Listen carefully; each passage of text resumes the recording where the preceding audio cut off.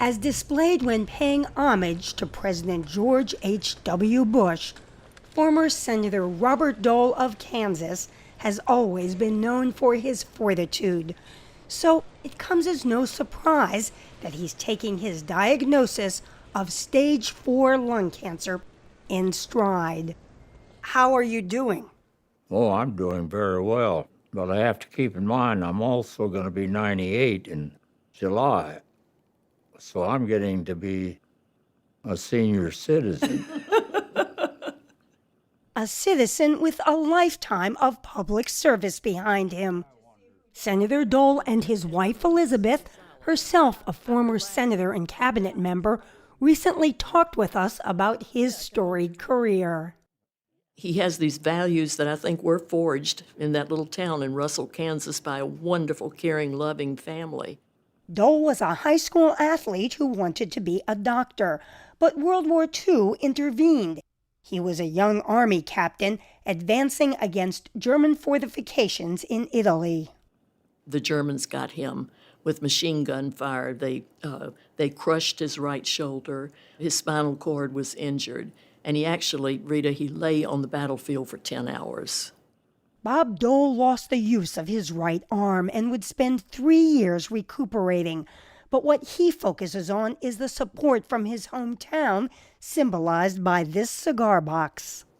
My friends in Dawson Drug Store in Russell, Kansas, when I heard that I was wounded, they passed the box around and kept it on the counter and asked people to give money.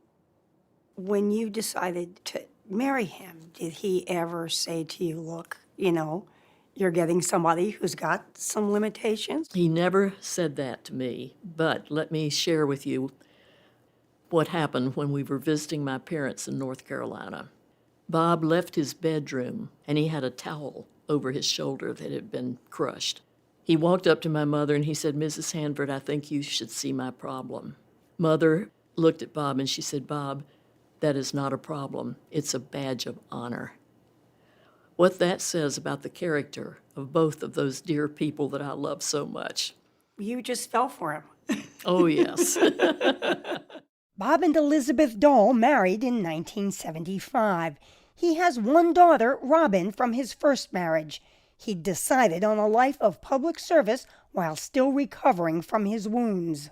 I figured out that lying in bed the rest of my life was not an option. He was elected to the House of Representatives in 1960 and the U.S. Senate in 1968. But Americans really got to know him in 1976. I'm extremely proud to introduce to you Senator Bob Dole of the great state of Kansas as my running mate for victory in 1976. Bob? The Gerald Ford Bob Dole ticket would lose to Jimmy Carter and Walter Mondale. Dole ran unsuccessfully for the Republican presidential nomination in 1980 and again in 1988. But he did win a key race in the Senate in 1984, becoming party leader. The final vote, 28-25. Outgoing Majority Leader Howard Baker officially introducing the winner. Congratulations, Bob. Dole was a mainstream Republican advocating for lower taxes and smaller government. But he worked with Democrats on issues like saving Social Security and supporting civil and disability rights. In fact, both Doles always prided themselves on working across the aisle, something that is rare these days. Do you feel like you are in step with today's Republican Party? Where the party is concerned, it's the divisiveness that concerns me. We've got to get past that. Senator, some people were surprised that you supported President Trump's reelection, given how different your tone and your approach to life is. Yeah, if he could have used my tone, he might have been reelected. He had some good policies. But Dole quickly accepted the fact that Joe Biden won the election. So the election was over. As much as many of us Republicans wish that had gone the other way, but it didn't. In fact, Bob Dole has personal experience losing a presidential election. He was bested by Bill Clinton in 1996, but quickly rallied. Bob Dole is a fighter. You can't hold him down. He's going to bounce back. Bob Dole. Bob! The third day after he had lost the election, he goes on the Dave Letterman show. Bob, what have you been doing lately? Not, apparently not enough, but in any event. Today, Dole has a friendly relationship with his former Senate colleague, now President Joe Biden, who paid a call after hearing news of Dole's cancer. You don't have to agree with all these policies, but you can't redefine someone who is decent and fine, and that's Joe. Well, that's Mr. President. And it was Dole's old rival, President Bill Clinton, who in 1997 made this announcement. I am pleased to be able to recognize Bob Dole's record of achievement with the highest honor our nation can bestow on a citizen, the Presidential Medal of Freedom.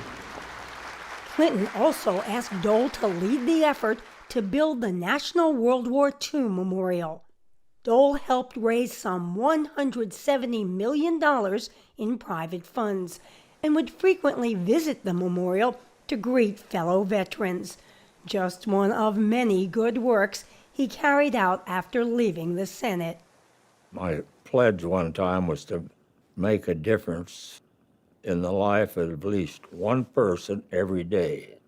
Now, I've probably failed in part of that, but I still work at it. And Senator Bob Dole plans to keep working at it. And I don't intend to go quietly, but that's up to a higher level. I want to try to make 100. That's right. We're planning the 100th birthday party. Right. And I'm going to try to attend if I can.